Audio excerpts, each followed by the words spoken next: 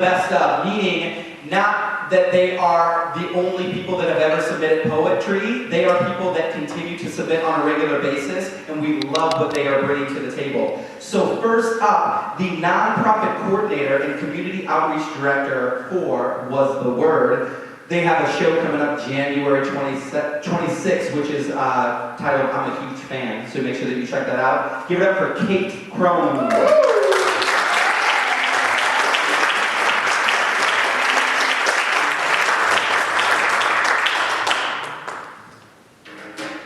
Right, so if you've never heard Was the Word, the reason we have a theme is it's a monthly show. Well, just there.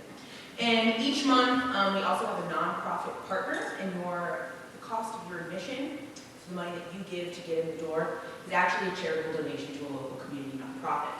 So that's kind of our shtick, and it's a joy to be part of the project. So you can check out our website, wastheword.org, to get more info on the IOC performance scene.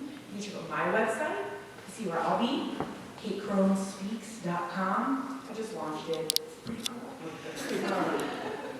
And right now, I'm going to do a piece. It's called The Sound of Two Things Crashing.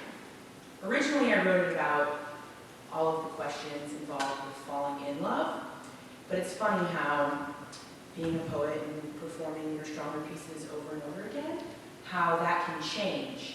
And so right now, life has thrown me a curveball, and this piece is more about falling out of love than the original intent. So that's fun. Sound of two things crashing. By sudden serendipity, the camel's back and the last straw run into each other on the street. A verifiable cute meet. They go on a coffee date, move in together, fall in love, realize they don't like their eggs cooked the same way, and break up. If no one is around to hear it, does it make a sound? Can you hear the spine break?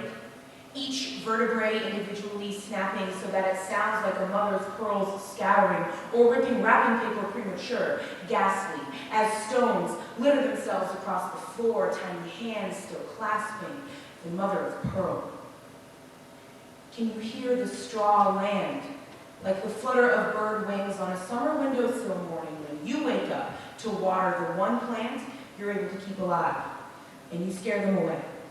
Flirting with wings, skirting outside, wake up your senses to the world. No wool over your eyes, but body-worn wings and chirps where water canisters lurk behind books and bottles and other things that make birds work.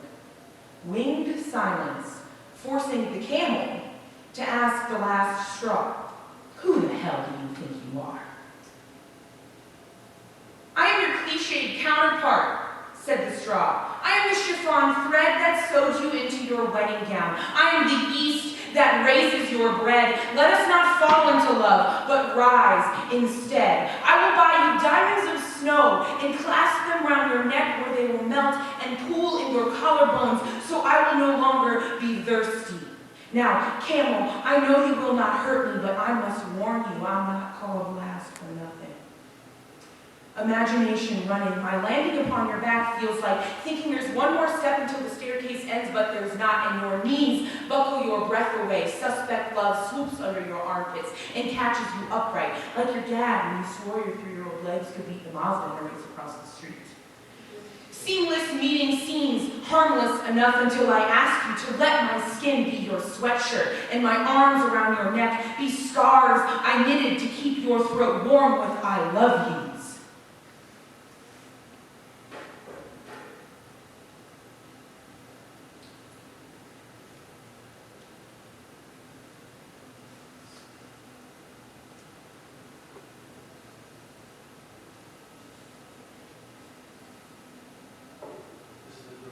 Right? Warm with I love yous.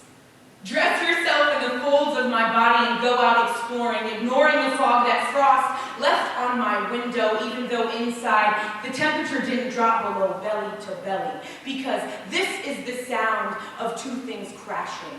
And I don't know what's happening either, camel, but let me pretend to be mammal, wrap my dry veins around you, caravan across this desert land to test how long you can stand.